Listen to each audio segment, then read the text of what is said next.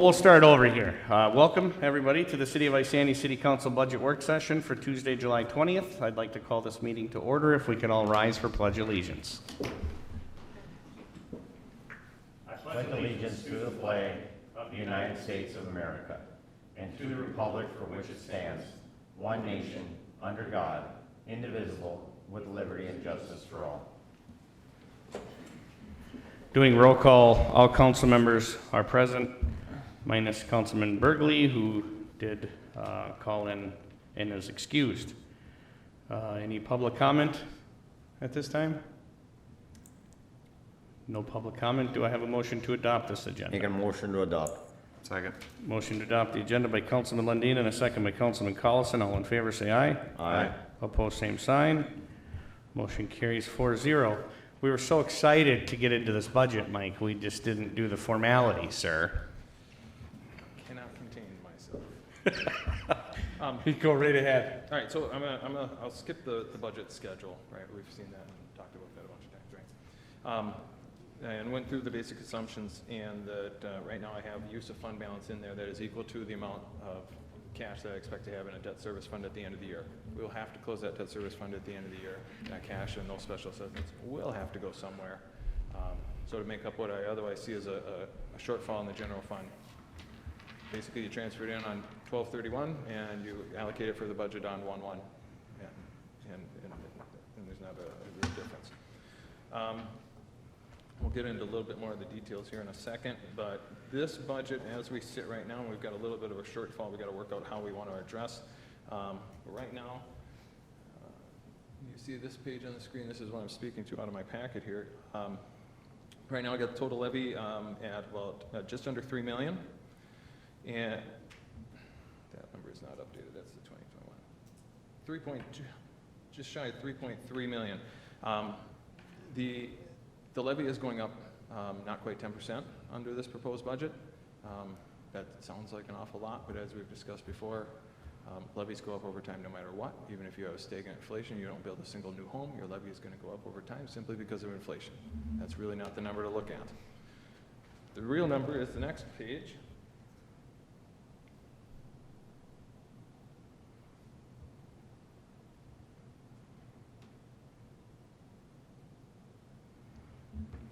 That's where we care about the tax rate. If we're going to have businesses come to town, I know firsthand one of the first things they're going to ask is, what's your tax rate? They want to know how that's going to feel on their budget. So right now, if we can pull this off, we've got about an $80,000 shortfall in the general fund. We've got to get some guidance on how council may or may not like to make that up. If we can pull that off, we'd be looking at a tax rate of about 58.5% for 2022, down just not quite 3.25% from 2021. We've talked a great deal about fiscal management and having tax rates go down slowly over time, and if they do need to go up, which sometimes that happens, that they should go up slowly over time.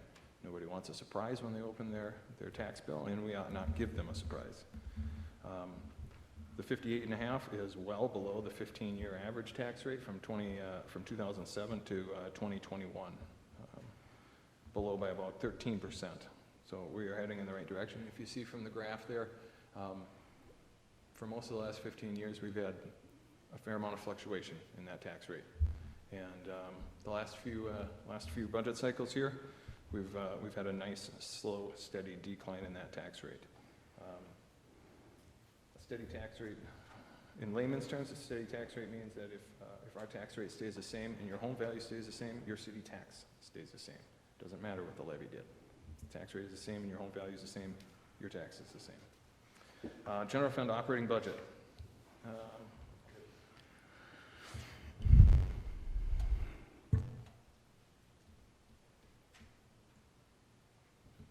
This is the summarized version. Council, you do have the 47-page detail. This is the summarized version. This is where we talk about that in the end, expenses are outpacing the revenues by about $83,000 right now, and we've got some things we can do on that. But it'll take some. That's what a budget work session is for, and that's we'll look to council for some guidance on how to handle that. Do we have questions? Do we have questions right now? Before I keep. So we gotta figure out where to find 83,000. On this next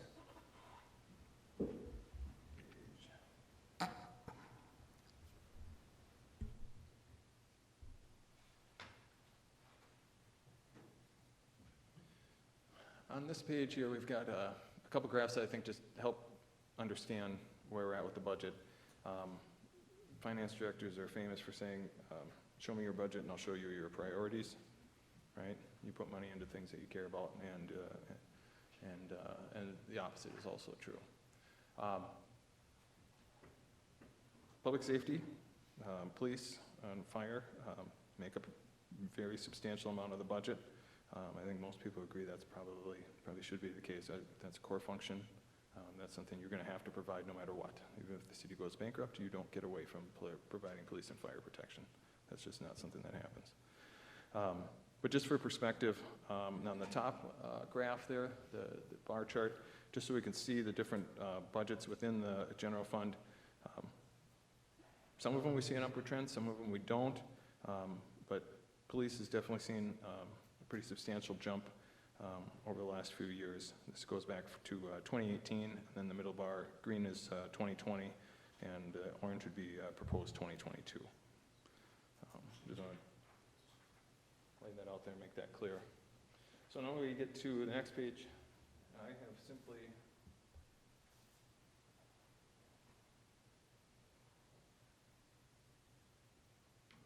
to make up the 83,000, I've simply highlighted some low-hanging fruit. There's some reductions and some additions. One item that I've identified is additional police secretary. We have that in the budget right now to hire, but that hasn't happened yet. So that was one that's easy because that's not, we don't have to actually fire somebody. It's just don't fill the position we had already planned to fill.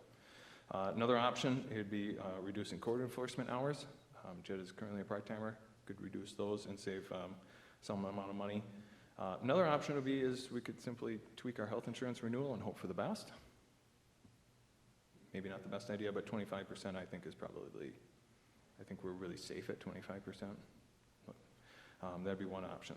And we wouldn't have to make that kind of a decision right now, but we might not know that final health insurance renewal number ahead of our September preliminary budget meeting. So we might have to just kind of take a best guess on that one. Another option is we could simply transfer excess funds from Fund 920.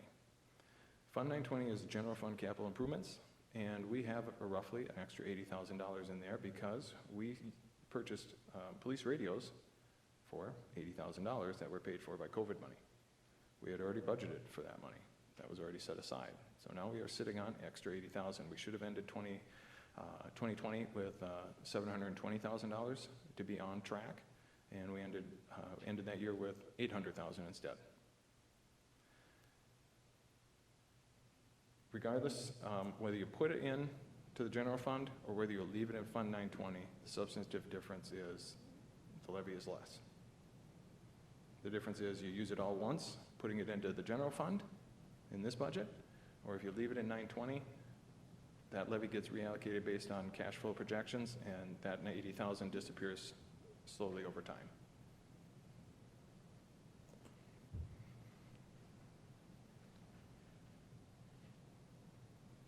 So if the council has any preferences on how they would like me to proceed, I would entertain that, and if the council...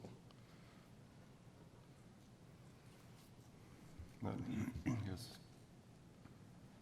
I'd entertain the idea of using the radio money versus cutting back someone's hours.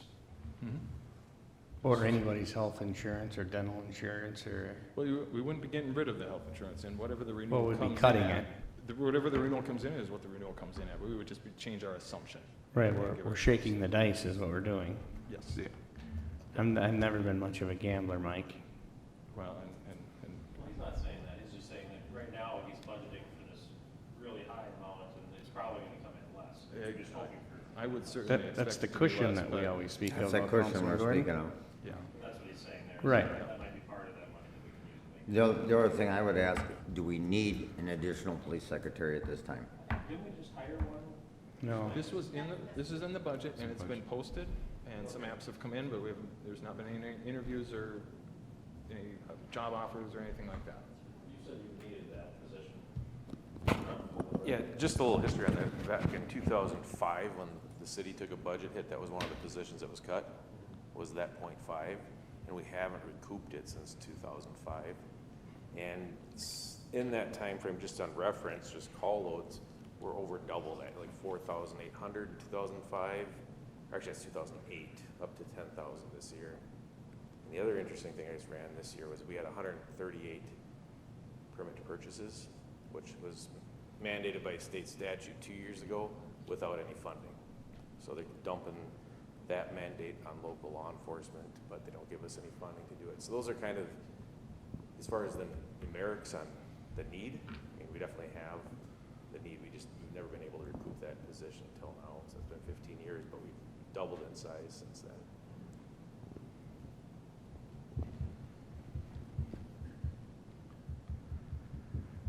I'd entertain using the 80,000. Okay. Do we want to have any other secondary? Do you want to see assumptions change? Do we want to, is there anything else in the budget that we've seen that we say, maybe not? I mean, we can also, we can tweak other revenue projections. My stance is I would always rather have underestimated those. I'd like to think that the health insurance isn't gonna jump 25%. That'll help if it Yeah. doesn't, so. Dental, that's always an offshoot. So maybe we'll plan on using the 80,000, and then to the extent that health insurance comes in under, we could lower that transfer then? Yep. Okay. Good. The code enforcement, are we getting bang for the buck on that? Oh, yeah. Yeah. Oh, yeah. I mean, I'm sure you could ask the chief that too, and he's not gonna, he's not gonna, Sorry. he wouldn't argue that every time the guy's in the PD, I see he's busy. I'm not over there as much as the chief is. I'm sure the chief could fill in the gaps. Yeah, and actually, if you recall from our staffing plan that was approved many times, we were actually going to increase from 30 hours to 40 hours for budget 2022, and decided to forgo that and leave it at the 30-hour mark. But yeah, You're probably setting now where you could use them 40 hours a we week. could, but we can probably make it work. So we're going to try to make it work at where we're at with 30 hours. Yeah, and from the finance department's perspective, code enforcement and PD has worked out very well. It's worked out very well. That was a great idea by you guys. Okay, so that's enough direction, unless somebody's got other comments that they want to make.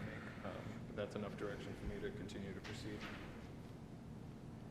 This we can get you to work for a year pro bono or something like that. We can, Yeah, I was thinking the financial administration looks a little high, doesn't it? you enjoy it. You'd do it, won't you? Pro bono? I like to think that I wrote a good enough banking services agreement that we. Do you see what he buy drives three, for a get one car? free already.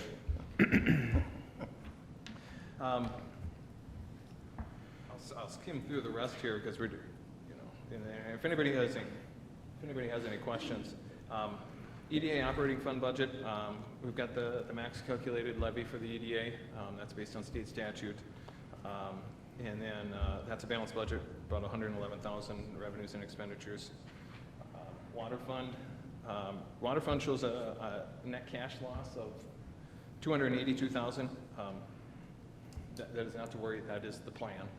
And this is all mirrored up with the rate study and our capital improvements plan. And we may very well adjust those once we update the capital improvement plan. There's always going to be some tweaks in there, but I would not expect any wholesale changes except to the extent that we might pull something forward to use the American Relief Plan funds. Sewer fund, on the flip side from water, sewer fund is looking at a $380,000 cash flow surplus. Again, that is the plan. We've got a lot of capital improvement needs coming up in the future, and we've got to start socking away some of that money now so that we don't have a giant change in sewer rates. Stormwater. Stormwater's got net cash flow of $263,000. We're going to be doing the rate study on that in August. Pam is actually gonna work on that one, and I'll review it, we'll get back to that in September, but so that we have those rates in place appropriately on the first of the year. I don't wanna make any promises about what those rates might be, but one might reasonably understand that they should probably come down, so. Municipal liquor store, Fund 609, that's another fun one, right? We don't have, with the new liquor store opening up right at the end of this year, we don't really have a great budget metric, right? We've got the cost projections that we ran initially to get behind the project. That's essentially what I've mirrored up to, informed by, new information, right? We're starting to get the security cameras and some of these other items in place, so we have some idea about expenditures on that. But we're sitting at basically 4.4 revenue, 4.4 in expenditures, and roughly break even on that, and that would maintain the $350,000 transfer to the general fund, keep taxes down, and still cover the $250,000 debt payment. And that's the goal. If we can keep doing that, when the debt service runs out, that's just an extra $250,000 that gets to come and help lower taxes. Then I got a little summary on the debt service funds. Those are all commitments that we've already made. There's nothing that we can change there. But we will close the one debt service fund at the end of the year and then turn around and use that right away at the beginning of the year for fund balance.